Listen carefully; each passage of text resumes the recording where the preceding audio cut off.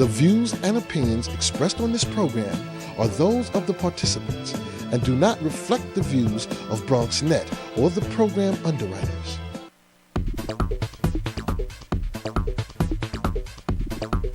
BronxNet.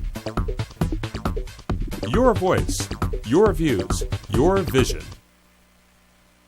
And hello, I'm your host, Darren Hyman. And of course, you're watching the one and only interactive talk show bringing the Bronx and the rest of the world right to you.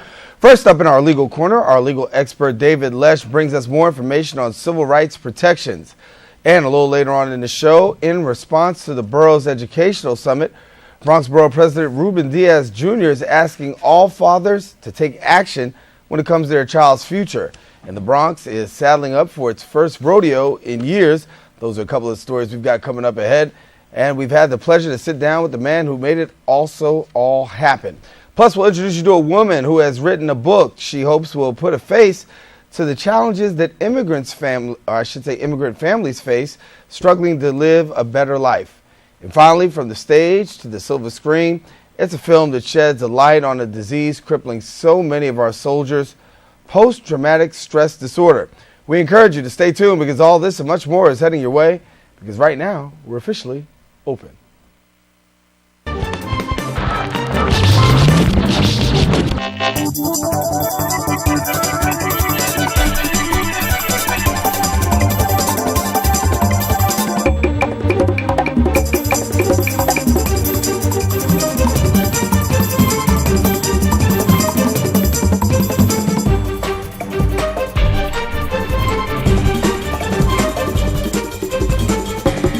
Hello, Bronxites. I'm your host, Darren Hyman. Today is Wednesday, March 21st, 2012, and you're watching Open, the only live and interactive program bringing the Bronx and New York straight to your TV set.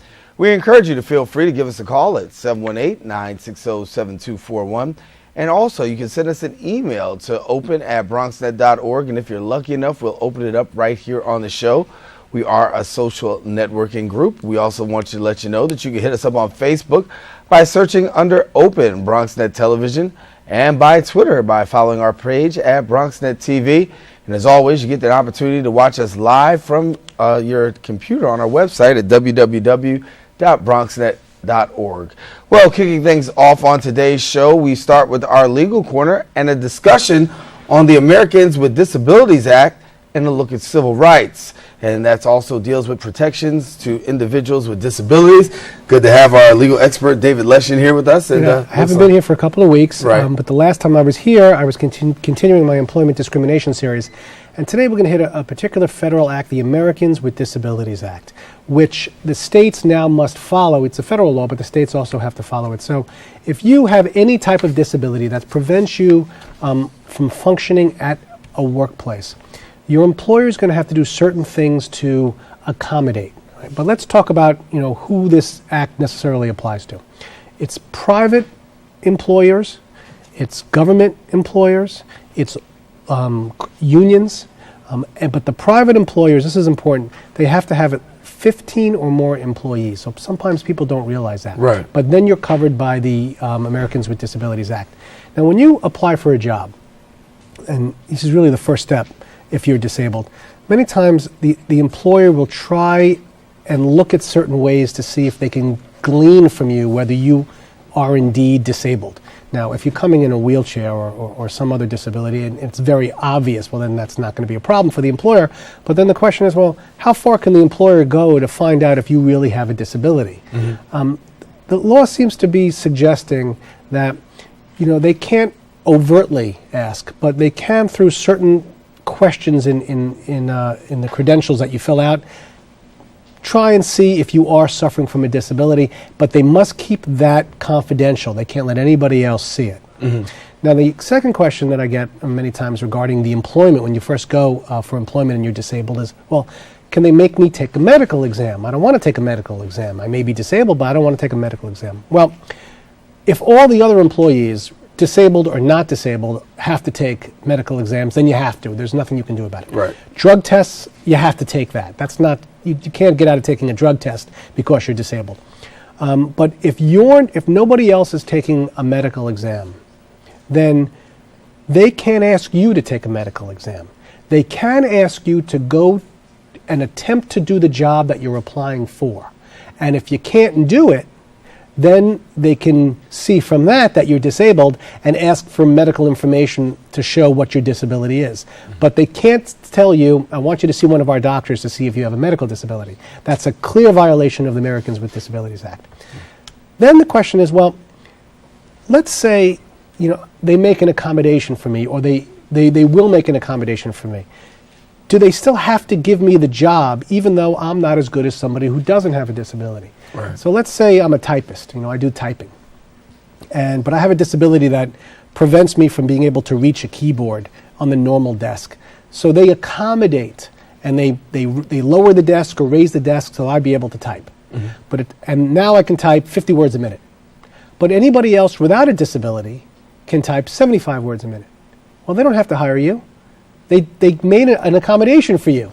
Mm-hmm. So you were like anybody else to type, but you're still not typing 75 words a minute. So we're going to hire the person. So that's not discrimination. And those with disabilities have to understand that. But because there are a lot of discrimination lawsuits when it comes to disabilities. There are a tremendous amount flooding courtrooms. That's correct. But just because you're not hired or just because you're fired doesn't mean that it's a violation of the American with Disabilities Act. If they've made a reasonable accommodation and you still can't do the job as well as somebody without the disability, well, then there's nothing you can do about it. Mm-hmm. Now, if it turns out that they can put you at another position where you would be better off in the company and could do the job, then they have an obligation to move the person who's there to another position. So they can bump that person for you. They can do that if you're better off at another job. But they can't, if there's only that one position that you can do, and you can't do it as well as somebody else who's not disabled, and they've made the accommodation for you, when there's nothing you can do. Then the issues are, just so I can get this out, what is considered to be, by the way, disabled? And this is important. And this is based on the statute, because everybody thinks, well, I'm disabled. That's automatically, I have the flu, I'm disabled. Well, what's considered disabled is that if you have hearing, speaking, walking, breathing, performing manual tasks, learning, caring for oneself, all these things you can do. Let's say epilepsy, paralysis, HIV infection, AIDS, substantial hearing or visual impairment. These are all considered to be disabilities, but there are some gray areas. For instance, cancer. If you have cancer, is that considered to be a disability? Courts seem to be suggesting yes. A severe facial disfigurement, yes, that's considered to be a disability. How about this one now? What do you think if you're an alcoholic? Is that a disability? What do you think? No. The answer is yes, it is a disability. It doesn't mean that they're going to allow you to drink on the job or to do to go crazy because they think that that's what your personality would be. But it means if there are parties and functions, they have to have non-alcoholic beverages for you. Okay. So if there's like a big party for somebody's birthday and everyone's bringing in champagne or things, well, they have to have a separate area for you for soda or whatever it is because you're considered to have a disability. What's not a disability? A broken limb. Broken bone is not a disability. Interesting, I didn't know that. The flu, obviously, is not a disability. You sprain an ankle, that's not a disability. So that's important to know what is and what isn't. Right. Now, where does it cross the line for a person with disabilities and discrimination? Where does it cross the line? Okay, it's very simple. Let's say you're here, you're doing the show right now and you're hosting the show. And something happens and you're disabled and you're not able to sit unless they lower the table a little bit or do something that makes it more comfortable for you, and they let you go. That's a violation of the Americans with Disability Act. That would, if they didn't make an accommodation for you to raise the table so that it'd be easier for you to be able to do this show, since you've become disabled, well, that's a problem. Now, if they do make that accommodation for you, and yet you're not as good as somebody else who just sits anyway, well, that doesn't matter. Then it's not, a violation. So that's different. So that would be an example of where there would be discrimination and you could be in a lawsuit based on that Title I of the Americans with Disabilities Act. What also seems to be an issue in the courts all the time is what's considered to be a reasonable accommodation. I mean, do you have to tear down the entire office and rebuild it for somebody? Right. Well, that's not reasonable. No employer is going to have that kind of money. Although I will tell you that if you do comply with this act, you can get a $5,000 credit from the U.S. government and up to $15,000. $5,000 immediately and up to $15,000 if you can show how much you've done. So, I mean, it's all really a case-by-case basis. Now, walk me back through this, because I did write this down. Private companies, 15 or more employees. Once you have 15 or more employees, you're required to have to submit to the ADA. That's correct. Required, no matter what. It doesn't mean that they could go in and they start asking you questions about your disability. You understand? They have to. They subtly can find out. That seems to be what the courts seem to say. But they can't make you take a medical exam, and they have to have some kind of reasonable accommodation for you. And these are all the acts that I've been discussing for the last couple of months. Right. These federal acts that prevent employee discrimination, because isn't disability and firing somebody because of a disability or not hiring them really a form of discrimination? So I thought it's a very, very important act, and I ever since I think it was since 1994 that they amended it, and they keep reducing the number of employees that you need to have to come under the act. I think it was 25 employees as of July 1992. Then it was 15 employees as of July 1994. So who knows? At some point, maybe they'll be say, like, if you have 5 employees, that's it. You have to comply. Right. That's the way it's going to be. So I think it's a very important act. And we are seeing constant amendments to this. Constantly amending in Congress, because there are more and more people who are disabled. Even though I talk about the Veterans Administration, there was the Veterans with Disabilities Act, all those types of acts. Well, if you can't come on one, the Congress wants to make sure that you may come up on another one. The Pregnancy Discrimination Act, the Family Medical Leave Act, all these acts that I've been discussing. If you can't get under one, try and get under another. And hopefully you're protected. And that's what Congress wants to see. They want to give you those civil rights protections. And I think it's very, very important. All right, David Lesh. And Les, what's coming up on today's verdict? Today's verdict, we've been, doing a tremendous amount with veterans actually who have been discriminated against when they've come back to this country and they have not been able to get a job. They have been given the right medical treatment, with post-concussive syndrome. The federal government hasn't providing them with psychiatrists and medicine. So we did a great show on that. It's going to be airing soon, and that's where we are. All right. Well, David Lesh, thank you so much for being here. My pleasure. See you next week. All right. See you next week. Our legal correspondent, David Lesh. Well, we want to let you know Bronx Borough President Ruben Diaz Jr. is leading an open panel discussion on how Bronx fathers can grasp a hold on their child's education. Find out more on this event right after we return. Did you find the flashlight and the batteries? Yes. Did you make sure we're not missing anything in the first aid kit? Yep. Did you go through the plan with the kids again? Yes. The more you prepare today, the more you'll be able to reduce the devastating effects of a tornado, an earthquake, a power outage, or any other disaster.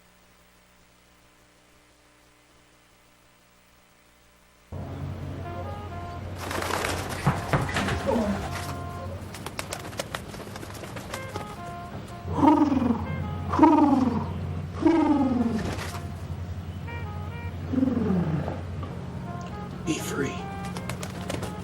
Nice, Dad. Nice, Dad. Nice, Dad. Charles!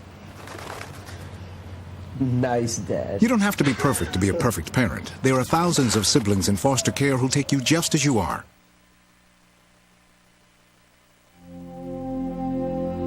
Can you tell which of these children was not born free?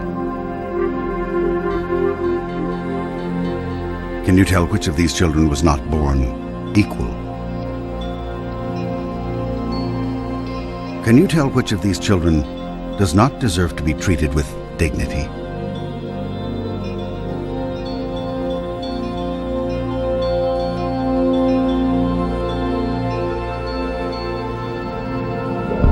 We can't either.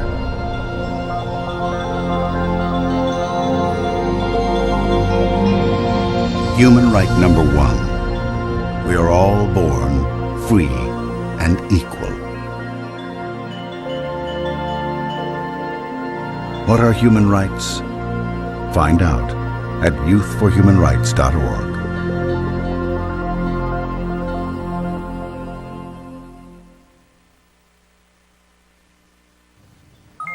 G-Morning, sunshine. Wakey, wakey. Text me. Are your parents home later? We can hang.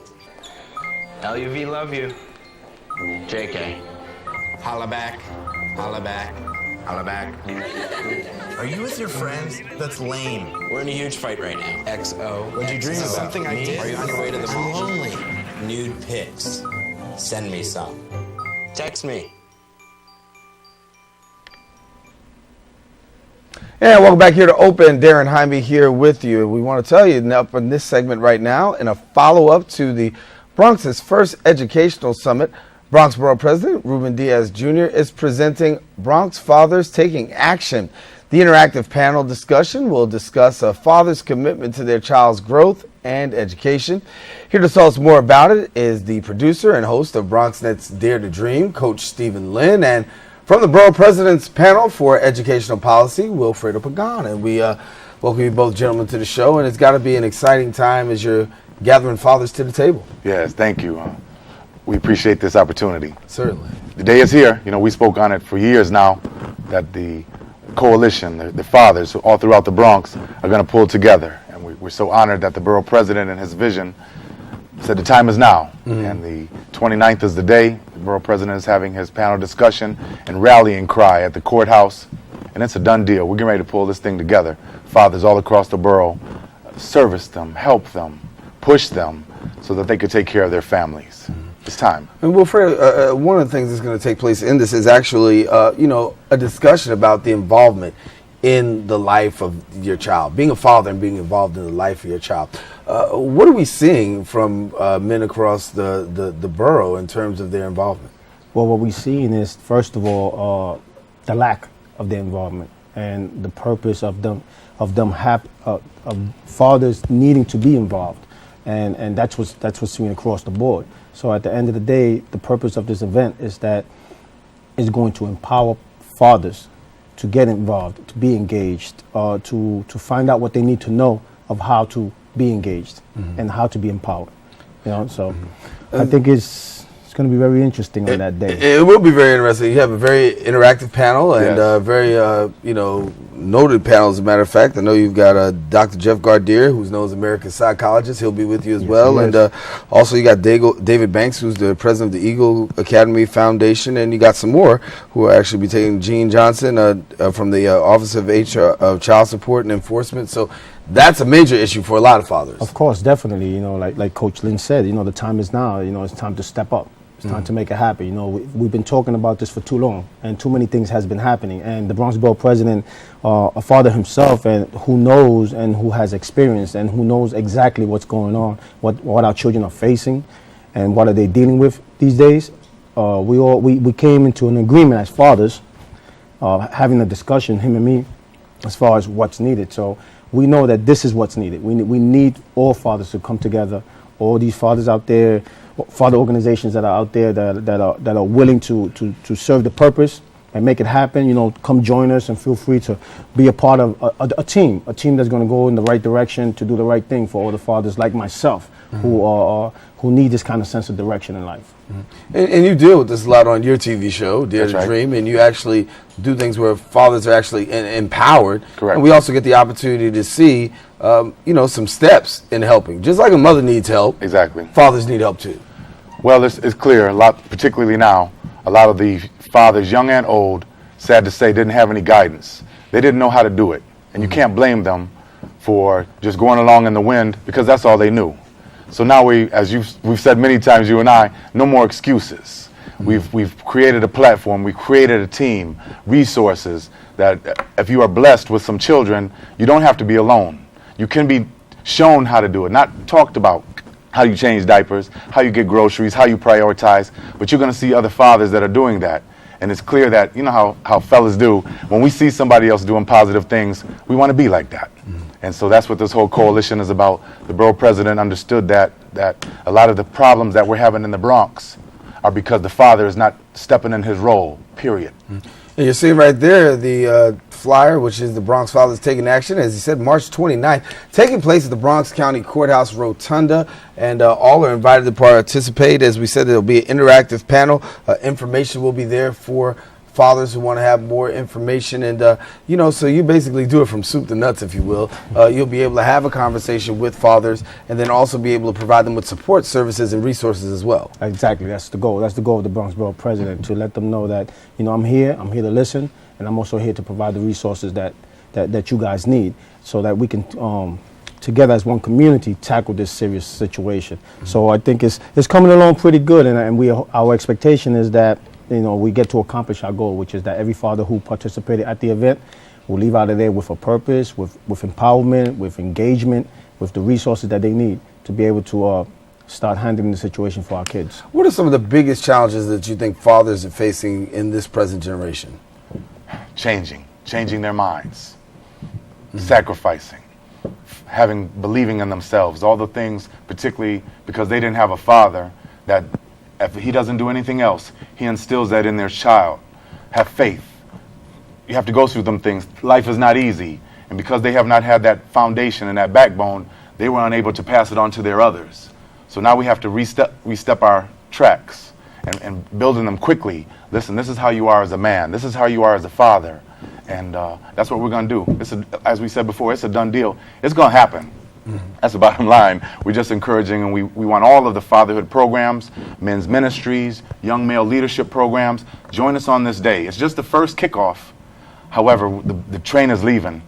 Don't let us leave you behind. Right. And are we going to see some subsequent events following this? Because, it's good to have this one. This is the beginning. This is like an initiation. This is like the beginning of a coalition. This is the situation is big when it comes to our children. We know that for years, for decades, we've always been talking about our kids going to jail, our kids losing their lives, our kids out there wilding out, doing whatever they want because they have no sense of direction. But we're not looking at the mirror. We're not saying to ourselves, look, we're the ones who can solve this problem. We're the parents. We are the solution to this problem. And so this team has come along and has been created, and I think that it's going to finally lead the way. Finally tell fathers out there, let's go, let's make it happen. There's no more excuses, like Coach Lynn said, and at the end of the day, a child, all he needs is love.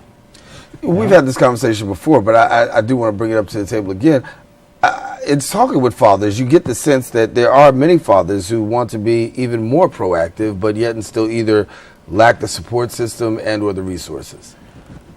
Clearly, that's why we have to, it's a double-edged sword for us. We're going to get you one way or the other. First, your activities, your actions speak louder than words, love, bottom line. But on the other hand, that's true. Where do I get the resources? If I'm a single parent, can I get WIC? Can I get child support as a father? All those things that we don't know, that's not in our normal conversation. That's where this coalition and this meeting in particular is going to be giving them information. So that once again, now you have no more excuses. We gave you all the resources. We gave you your equipment. If you don't want to play, that's on you. But understand that because you're not doing what's right by your family, it's affecting the whole borough. And we can't have that any longer. Our children are here. This is where we live.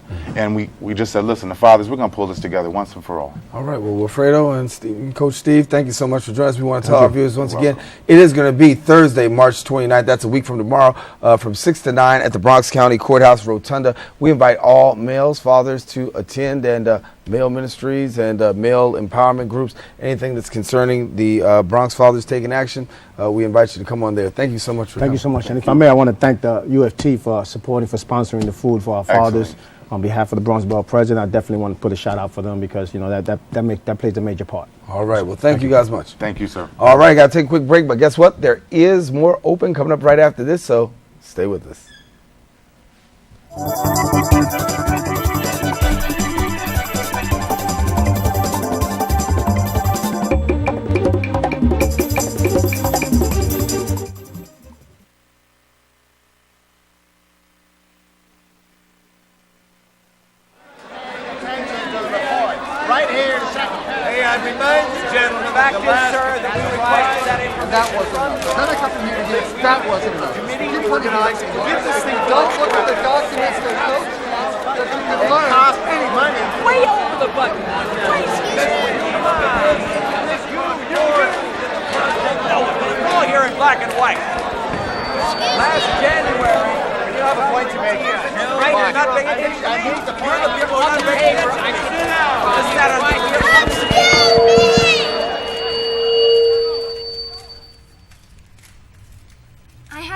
say?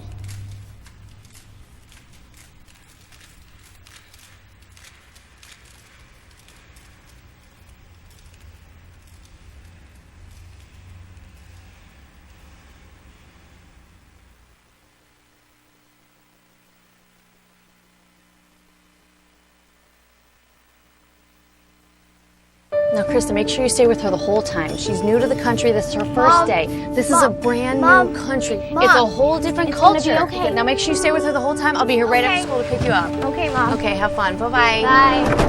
Ignore my mom. She's so annoying. She's totally freaking out about this whole thing. She freaks out about everything. She always does that. Ugh. Ignore my mom. So, you ready for your first day in the Wicked Castle of Doom?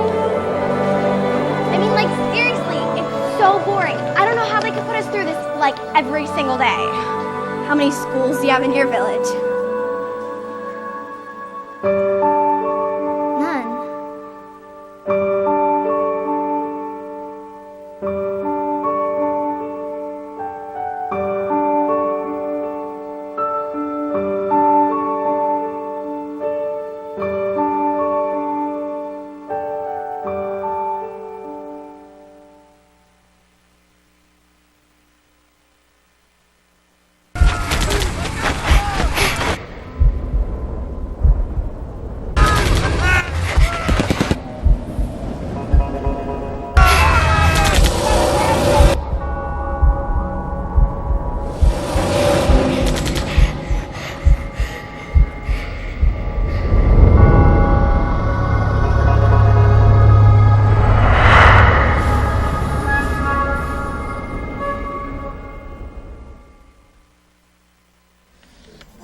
And welcome back to Open. Darren Jaime here with you. Remember, we are a live and interactive talk show, so we ask that you join in on the conversation. Anytime you want to give us a call, 718-960-7241, or just send us an email to open@bronxnet.org, and we, of course, get the opportunity of opening it up right here on the show. Well, the Bronx Chamber of Commerce seems to be up and going in major directions. A lot of things happening in the coming months, and well, actually say in the coming weeks. We have an opportunity now to be joined by the head of the Bronx Chamber of Commerce, Lenny Carroll, who joins us now via telephone to talk to us about the chamber events and what is actually happening here in the borough. And Lenny, good to have you. All right, do we have Lenny here? I'm here. How you doing, Lenny? Good to have you. How's everything there? Everything working out well? Everything's working out well, and I know things are working out well for you. You're pretty busy at the Bronx Chamber of Commerce. How are things going? Very good. We're very excited. This month is Women's History Month, and every year around this time, we do a scholarship fund, and what we do is we have Women of Distinction on the 30th of this month at the Marina Del Rey, where a number of students actually submit their reasons for going to college, and it's done by a judge of our peers. And then we choose from those and help get scholarship funding for them. So we've been doing this for over 7 years, and this year we're honored to have the president of SUNY College, which is a maritime college in Throsneck, and she's the first admiral at the Maritime College.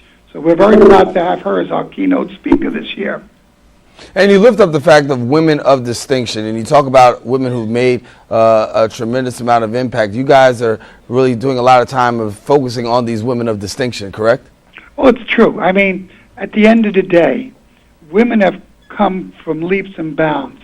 Their corporate world now have CEOs, which many years ago didn't happen. And it's so proud to see that today and in the future that these students that are young ladies can become CEOs and presidents of their companies.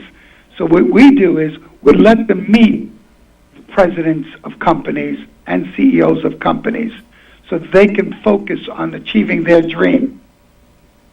Well, give me a little bit about this, because you guys are always busy. I always say the Chamber of Commerce is always busy, holding multiple events. One of the things that you guys are really looking to do is bring businesses together. You do that, I know, in a corporate setting, but then you also do that in a social setting as well. And one of the things I know that you got coming up too, which I probably will join in on, is the golf tournament.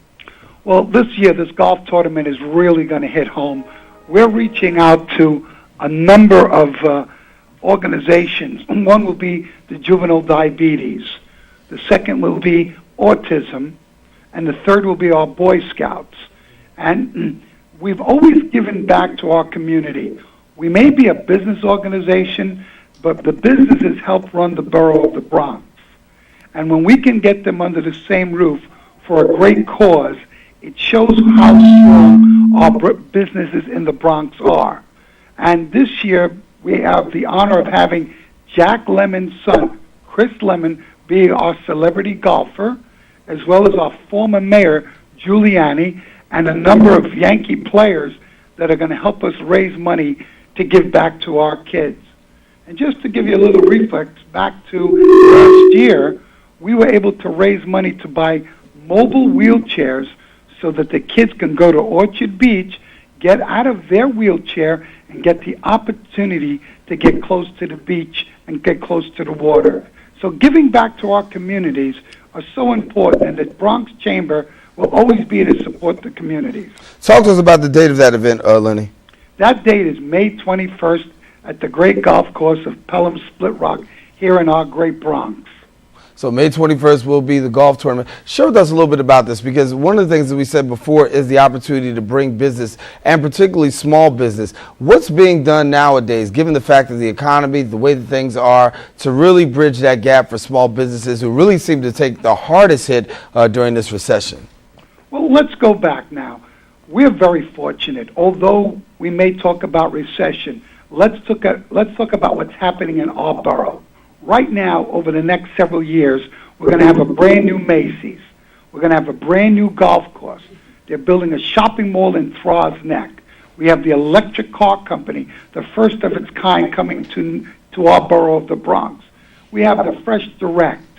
We have a number of projects going on. We're finally going to build a 4-star hotel right here on the complexes of the Hutch Metro Center. We are in a boom of the Bronx that's never been done before, and we're going to really be the diamond of the 5 boroughs. And on this Friday, I will be meeting with NYC and Company, which is the tourism for the city of New York. And my proposal to them is we have some great places to visit here in the Bronx. The great Yankee Stadium, our museums, our zoos, and our botanical gardens. We want to let the city know that we need to be a tourist attraction just like New York City is. So we're fighting to get tourism here in the Bronx, and with the support of the borough president and everybody that's going to be involved, we're going to show off our borough. We're proud to be here in the Bronx. Give me a little about the Business Expo, because I know one of the things you're going to be doing is showcasing businesses off, and also businesses to the consumer and consumer to the businesses and the public. So this Business Expo will be taking place in a short time, right? Right, on June 19 at the Botanical Gardens. And for you listeners, it's a free venue. It gives an opportunity for you to see what our businesses in the Bronx have to offer.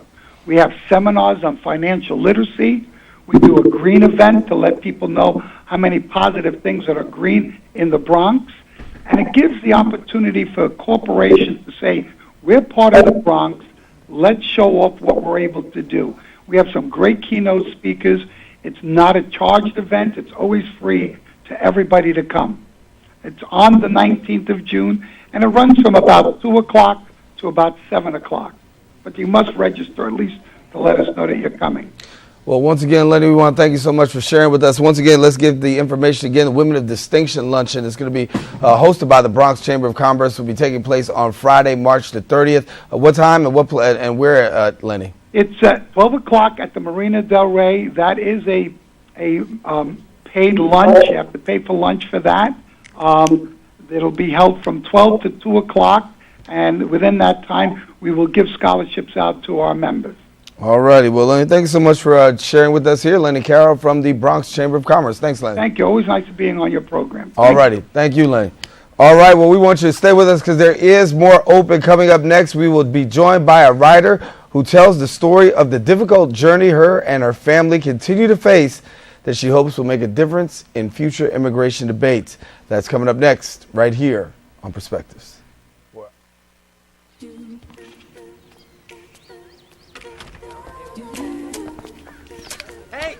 Hey!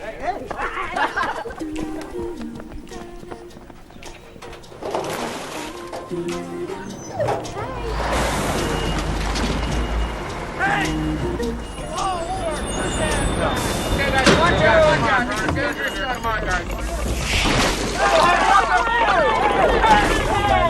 please stand back, sir. We're just dumping a little extra sewage here. I hope those shoes aren't new.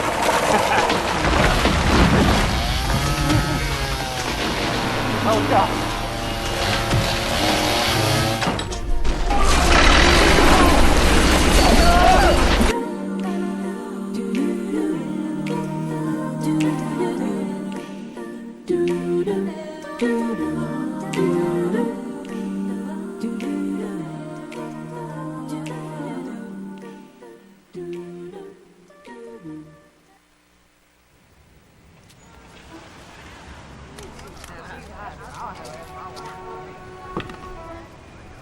Look at this guy. What are you gonna do, kid? Go home. It's hopeless. Yeah, dude, do something with your life. Leave. You're looking stupid, man. Give it up.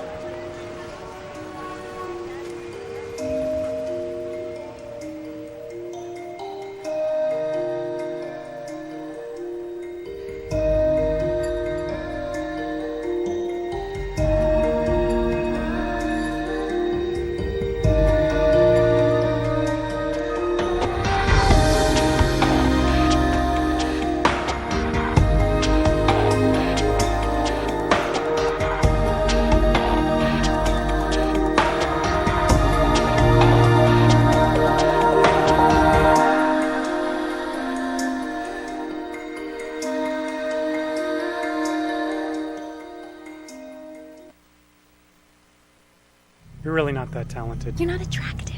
Too fat. You're too short. Too old? Why don't you just give up? Give up. Give up. Just give up.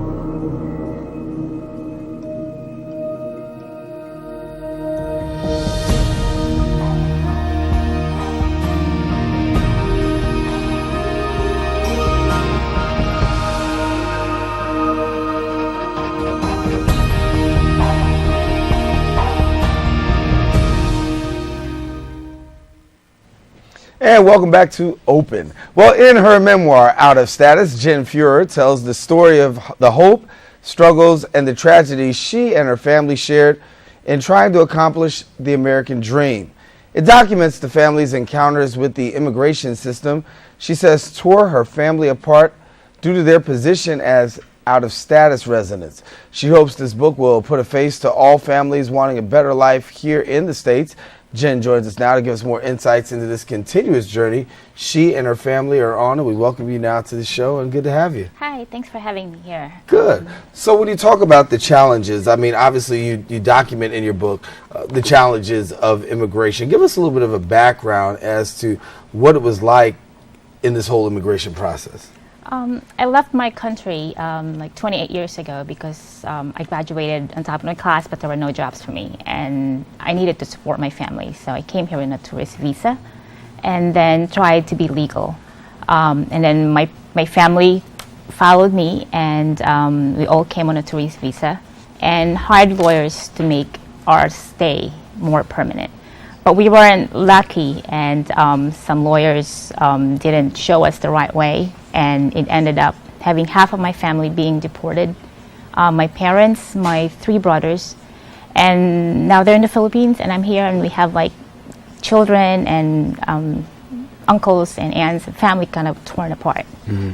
So when you use the term out of status, that's the term that's being used, and so that is what causes family members to be on the other side, and you're right here. Right. Talk to us a little bit about this out of status and what makes that happen. When people come here, they have a visa, and we came here on a tourist visa, and it expired. You're only given a certain number of like months, and then in my parents and my brother's case, they were able to apply for a business visa, and it lasted about 2 years. 2 or 3 years, and then it expired. So after that, there were no other ways for them to get a green card. So we hired practically about like maybe 5 lawyers, kind of retained them, like $10,000 here and $10,000 there. Mostly, you know, we all chipped in so that we could have this American dream of being here legally. But then they weren't successful. They told us no one ever deports and no one ever gets deported. No one knocks on your door to tell you you have to go back. But then it happened to us, even after being here for almost 20 years. And we formed community. We formed friendships. I have a brother who was here when he was 13, and he had to send back after 20 years. Went back to a place where he kind of like being thrown out to a different planet. So what happened? They actually knock on your door? What happened? They actually knocked on, it was October 27, 2005, at 5 o'clock in the morning here in New Jersey and one in California. At the same time, they knocked on the door because I have a brother in California. And they said, and then they picked up my brothers. They gave my parents letters that they have to go back to the Philippines. They took my brothers, chained them, handcuffed them, and then detained them in Elizabeth Detention Center, and the other one is in California. They did it. They sync it at the same time. They did it at the same time.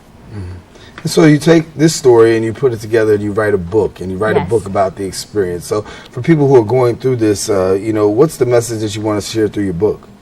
I want everybody to know that everybody comes here because this is a country of freedom, opportunities, and you can make a better life here. And everyone has an opinion on what it's like to be an immigrant, or legal or illegal. But nobody really knows the reality of what it feels like until you actually experience it.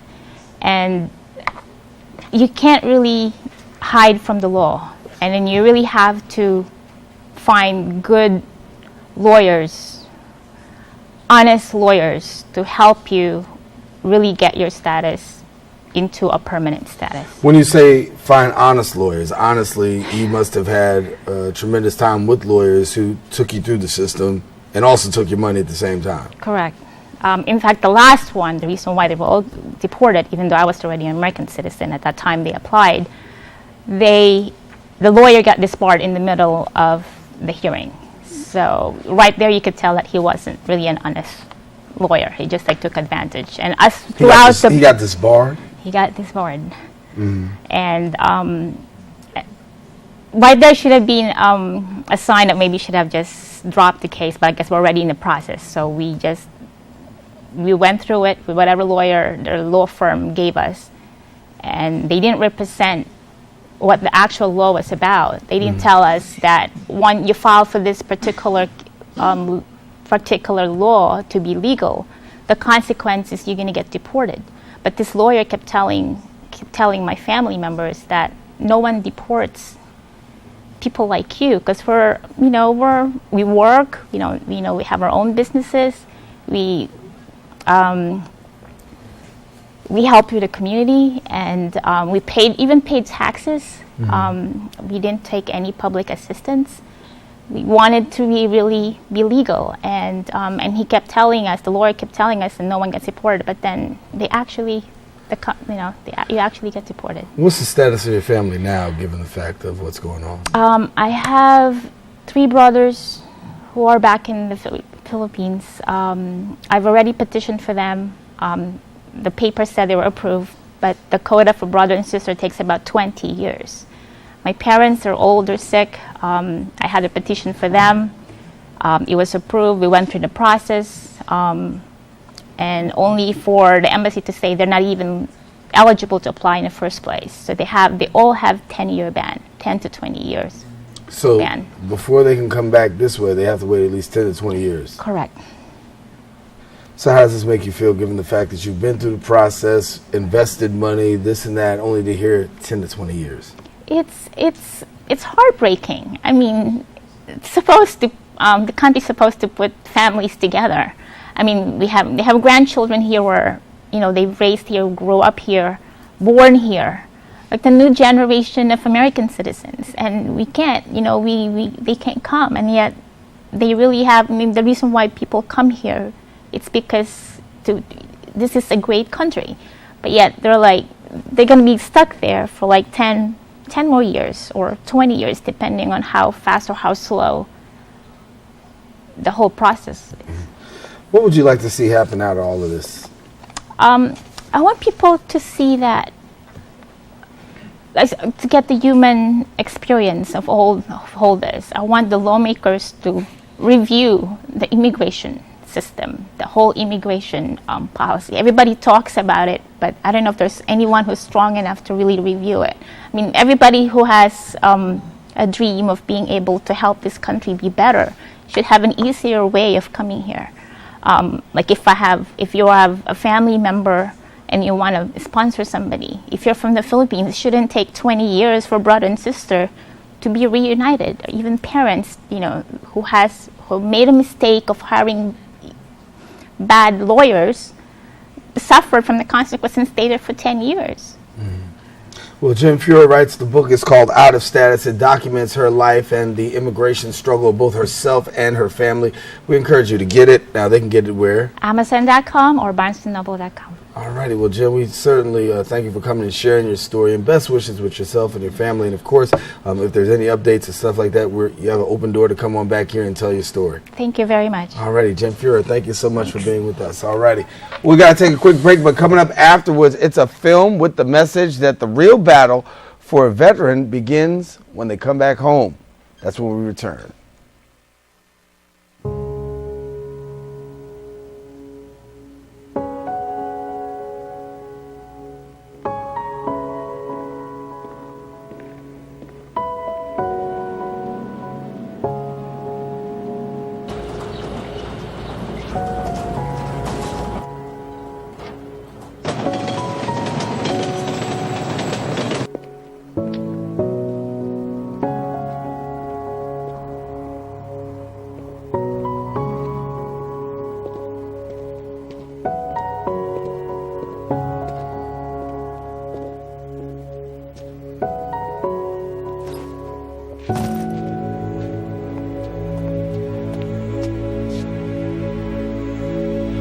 Welcome home, man.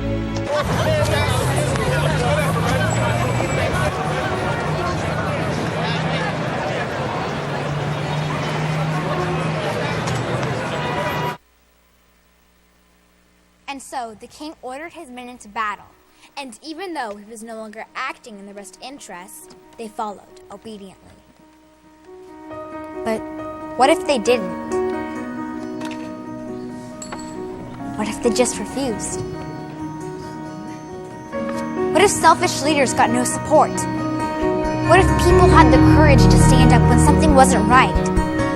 What if the government didn't just serve a lucky few? What if it was designed and run for all the people, no matter what race, color, or creed? What if we didn't put up with anything less? What if?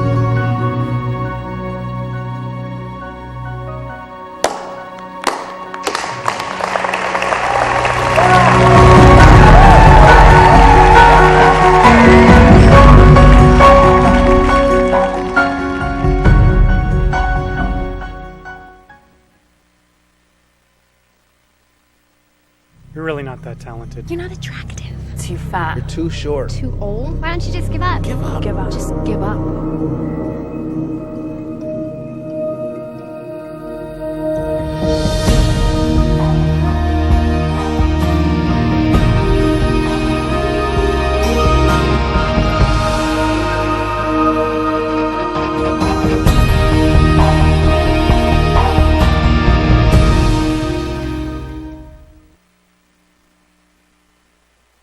According to estimates, over 1 billion people live in appalling levels of poverty.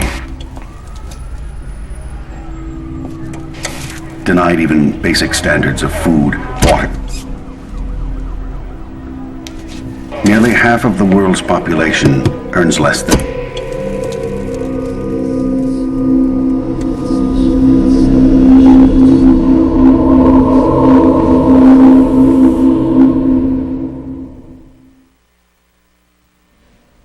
And welcome back here to Open. The film Happy New Year gives us an inside look at post-traumatic stress disorder, an issue that plagues at least 20% of veterans returning home from combat. We're taken deep into the life of Sergeant Cole Lewis, an Iraq and Afghanistan war veteran, physically and mentally scarred from his time served, who finds friendship with fellow veterans in an isolated hospital. The film has garnered a lot of attention, including a screening at last year's South by Southwest Film Festival. So welcome to the show now, two gentlemen, Laurel Manning, who's the director, and also Michael Como, and we welcome you both to the show, and good to have you. Michael's the lead actor, yeah. Yes, I failed to mention that he is the lead actor in the film, but you guys really were intense on making sure that the lives of veterans, and particularly, looking at this illness, is highlighted. Yeah, this started as a play, then it became a short film, then a feature film. Play started in 2007, and we made the short film shortly after that. And so when we began work on the feature project, I wanted to do a lot more research because neither one of us are veterans or have any military experience. And so to tell this story accurately and as authentically as possible, I felt I needed to do more research. And so Michael agreed as well because he was going to be playing the lead role. Mm-hmm. So we set on this journey of interviewing as many veterans that would speak to us. And initially we were looking for Iraq and Afghanistan veterans because I thought that's what the story was going to center around because of his character. But in our travels, we came across Gulf War veterans, as well as Vietnam veterans and World War II veterans. And so that opened up this whole other world to me and Michael, and decided to make the film about a multi-generational story about the effects that post-traumatic stress have on soldiers and have had on soldiers from previous generations. Mm-hmm. Mike, you did a lot of research, as he said, and Laurel says that there's a lot of time that you spent. What were some of the things that really you were able to uncover in studying the lives of these veterans? Well, what we found is that trauma from combat was universal to all wars, and a lot of it was related to men who had survived but had lost really close friends. There's something often referred to as survivor's guilt, or a certain shame that's associated with, why am I alive when 10 of my buddies, are dead? Mm-hmm. And a sense of responsibility that comes with that, which was something that we sort of incorporated into Happy New Year, and is kind of a central theme in the script that my character's dealing with, sort of his own survivor's guilt, as he's recovering in the hospital. Well, we do have a clip of Happy New Year. We want to go to that now and give you a look at exactly what Laurel and Michael are talking about.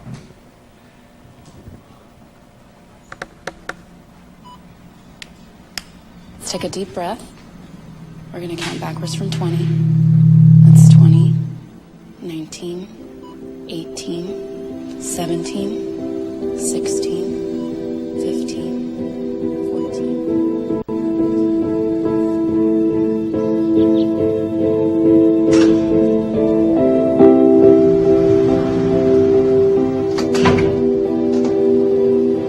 Here we are, soldier. Sweet home.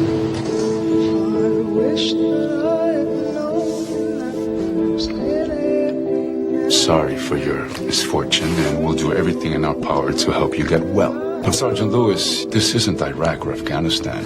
I call the shots here. Sometimes when you sleep, you say, I'm sorry. What are you sorry about, man? You should be on your knees thanking me. Me and every other guy. Thank you for what? For going over there and sacrificing our lives. I've never seen the guys fired up like they were last night. You must have been one hell of a staff sergeant. Do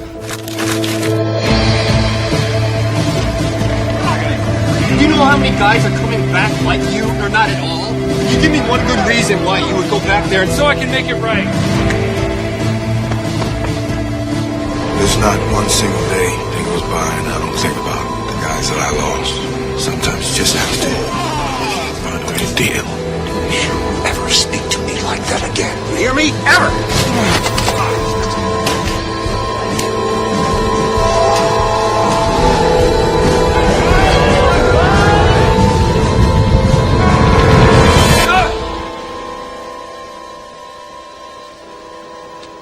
You did the best you could. Can't nobody ask for anything more.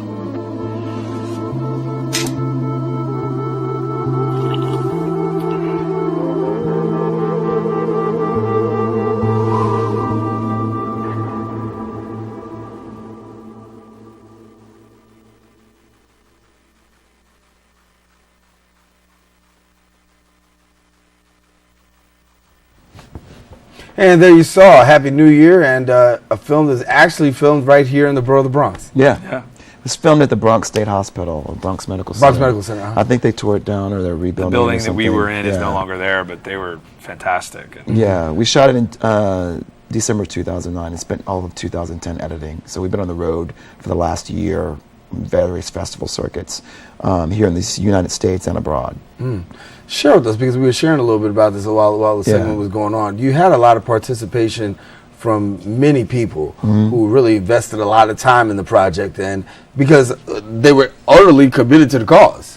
Yeah, we had a top-notch cast and crew, and people still to this day are bending over backwards to help us in really high places because they really care about the story and they really care about the message, because there's something that not a lot of people know about.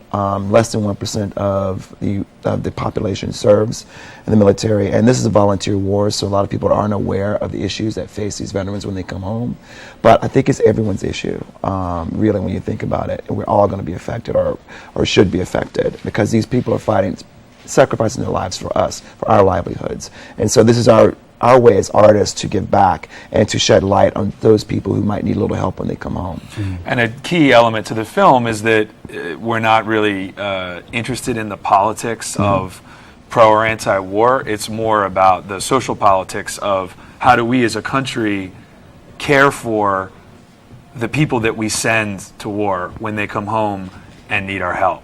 And, you know, it partly falls on the policymakers, but it also partly falls on the stigma that's associated with mental health in the military. It sometimes is hard to come forward. There can be sort of negative ramifications to coming forward that can affect your benefits, that can affect your rank status and things like that. So there's still a great taboo, but there's an organization called the Creative Coalition, which is based here in New York, that has partnered up, we've partnered up with, and they've partnered up with Blue Star Families, which is a bipartisan nonprofit military service organization that has created a series of PSAs where celebrities are basically talking about it's okay to come forward, it's okay to admit that you're going through something and that you need help. And we want to go to that because there is a 30-second PSA that we do have about that, and we'll take a look at that right now.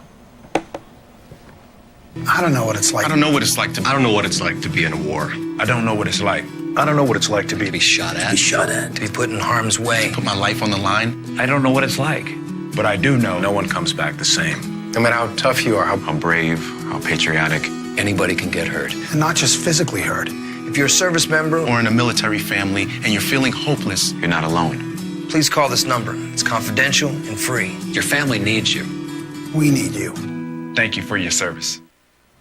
And there you saw a little bit of that 30-second PSA. You guys are doing some great work. And where can people get it? If they want to see the movie, first of all, what do they do? Well, we're in the middle of, we're working on distribution at the moment and getting a release date, which we hope to have it out this summer.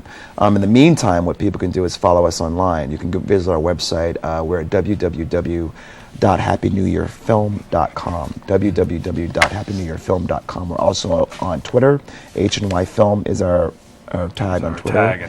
And we're also on Facebook, Happy New Year, the movie, on Facebook as well. And there you can sign up for our newsletter and you'll get all up-to-date information about where the film, special screenings that we're having in the city or outside of the city, and an upcoming release. All right, Laurel Michael, thank you so much for coming and sharing with us. You got to come back and let us know as things progress. Absolutely. All right, that's the deal? Yes. All right, then, thanks a lot then. All right, well, that's all the time we have for this segment, and that's all the time we have for this show, because it's definitely been a pleasure coming to your homes. We want to thank our guests for joining us, especially you, the viewer, for tuning in. And guess what? You can tune in tonight for a recablecast in case you missed any part of Open. You can catch it on Channel 67, 10 p.m., and then Verizon Files, Channel 33. If you want a brand new episode, Friday, 10 a.m., my girl Rita Valentine will be here. Until then, we encourage you to keep your heart, your mind, and most of all, this channel wide open. Darren Jaime.